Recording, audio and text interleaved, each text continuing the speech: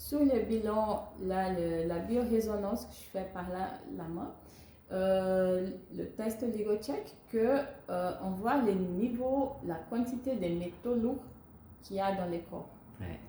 Et là, même qu'on dit, mais moi, je ne vais pas au marché pour acheter des métaux lourds, mais ils sont aussi dans les aliments, ils sont dans le sol, ça vient aussi de la terre.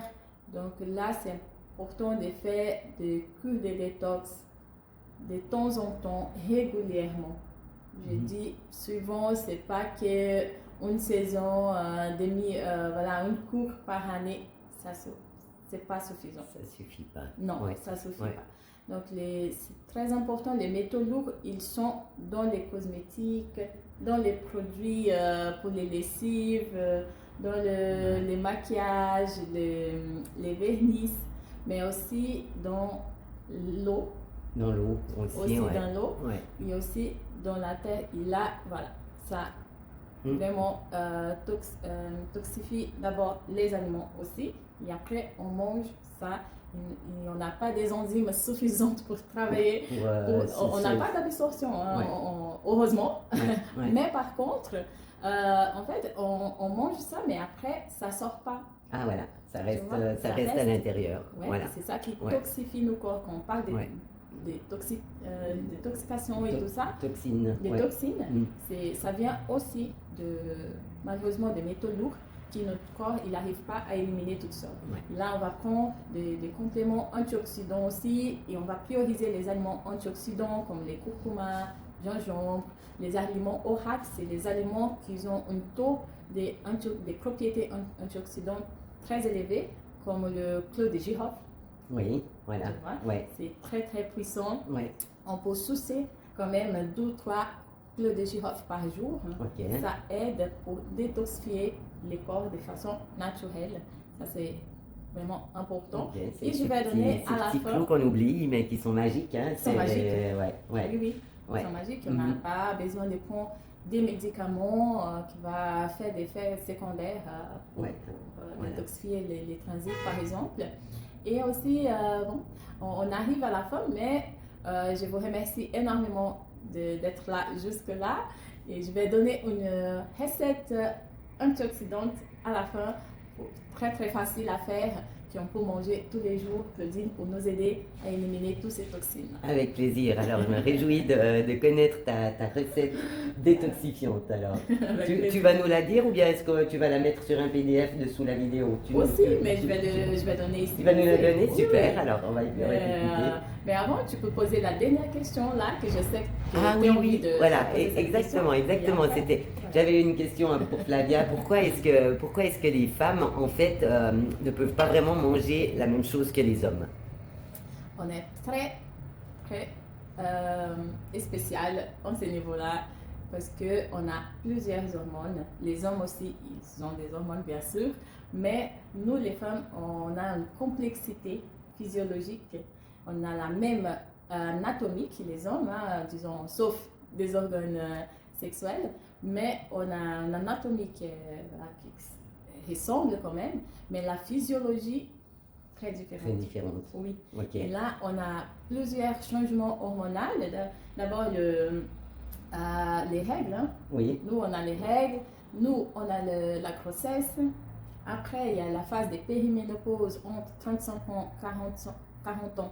Ça commence la périménopause, c'est les signes là qu'on a parlé de troubles de mémoire, troubles digestifs, aussi le bouffée de chaleur.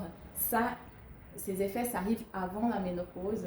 Les sommeils qui est pas du tout bien, c'est avant la ménopause ça. Et on va faire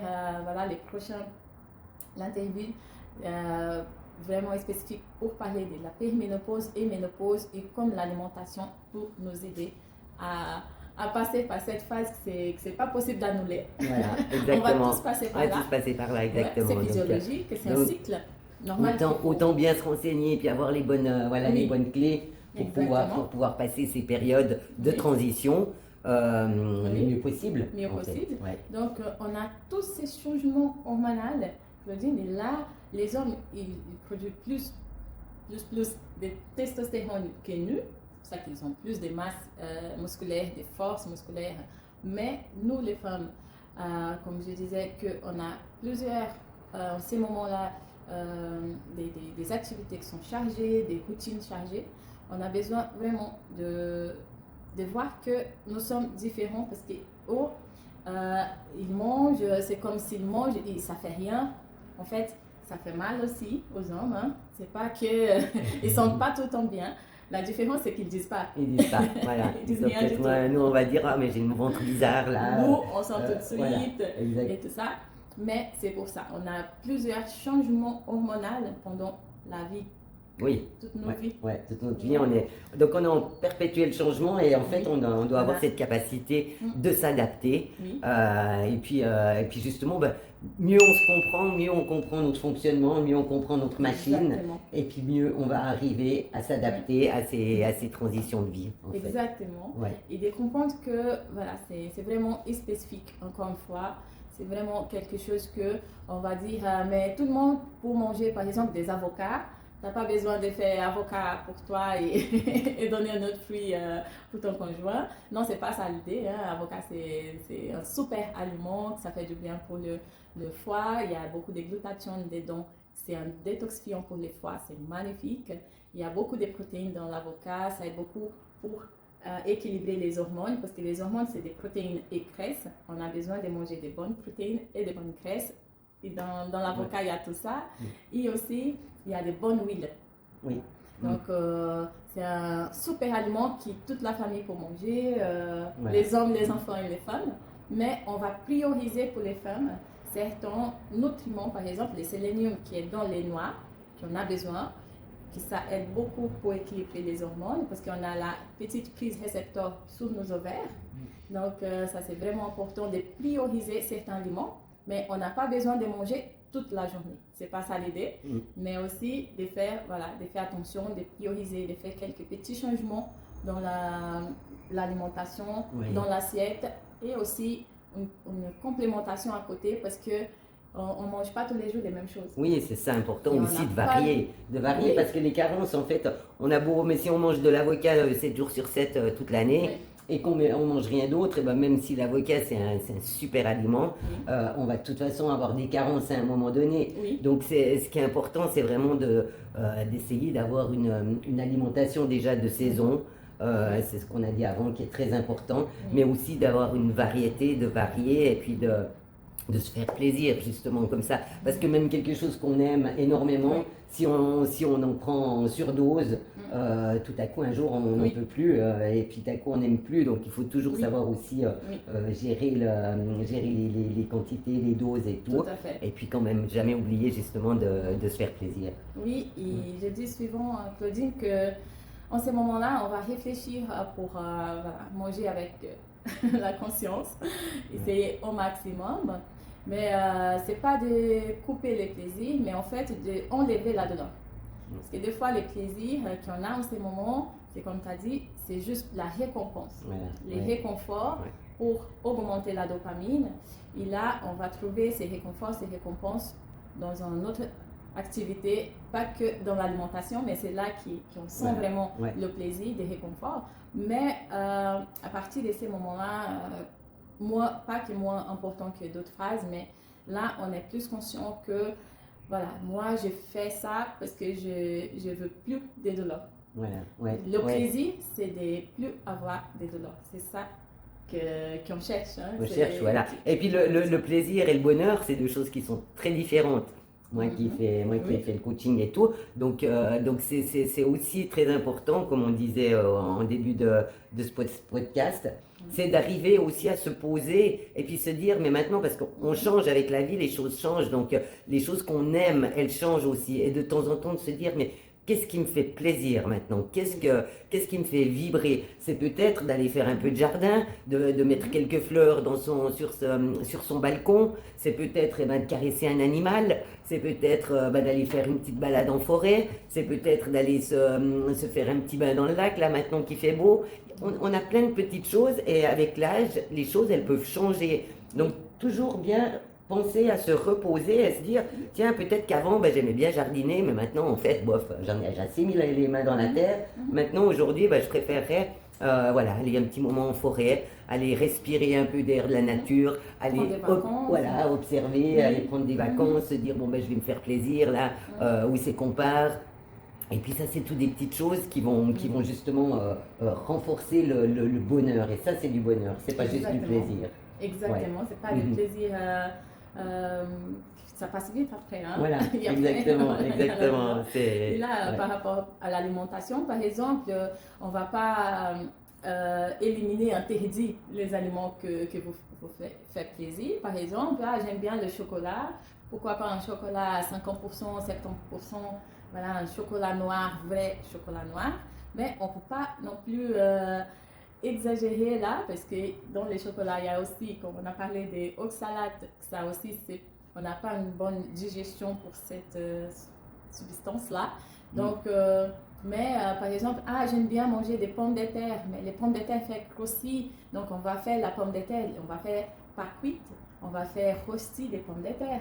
Comme ça, il n'y a pas, parce qu'après, quand elle est cuite, c'est comme les taux de sucre augmentent, l'oxalate aussi. Et là, c'est pas bien pour la digestion, c'est pas bien pour les transits. Et après, c'est le taux de sucre qui augmente.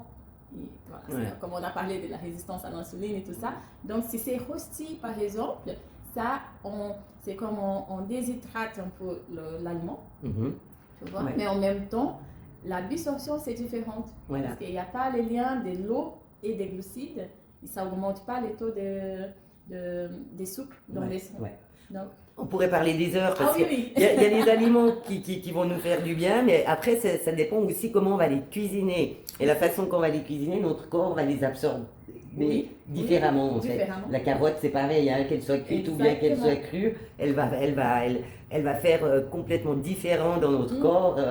C'est quelque chose d'incroyable. Donc on aura encore beaucoup de choses à partager avec vous. Donc pour aujourd'hui, on se réjouit d'écouter encore Flavia pour cette petite recette encore que tu vas nous divulguer. Voilà. Oui, c'est une petite recette que moi j'aime bien parce que c'est pratique et en même temps il y a un pouvoir incroyable. C'est de curcuma, mais moi je vais mettre quand même la quantité, tout ça on va mettre là dans la description. C'est du curcuma, gingembre en poudre, des curcuma poudre, des gingembre, des poivres noirs. Et on va ajouter une cuillère de miel, mais du vrai miel, au miel d'acacia pour les gens qui ont un diabète, qui est diabétique ou qui a quelques soucis pour les sucres. Le miel d'acacia, c'est magnifique. Ou le miel, je dis toujours le miel artisanal, c'est toujours mieux. Donc, une cuillère de miel et une cuillère à soupe d'huile de coco. On va faire une petite pâte là et ça c'est magnifique. On peut mettre une petite cuillère à café dans le café le matin, on peut mettre dans les jours, on peut mettre directement dans la bouche. Ça c'est un mélange d'antioxydants en même temps qu'on fait la détoxification. On fait aussi la cicatrisation parce que l'huile de coco il a un effet antifongique. Donc là pour les transits c'est magnifique.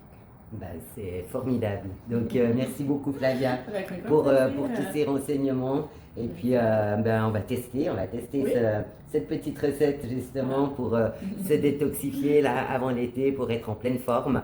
Et puis, on se réjouit justement de se retrouver pour vous parler encore de plein d'autres choses, que ce soit dans l'alimentation, que ce soit dans l'image, le bien-être et puis l'énergie. Donc, on va vous souhaiter tout de bon. Prenez vraiment bien soin de vous. Essayez de mettre les petits conseils de Flavia.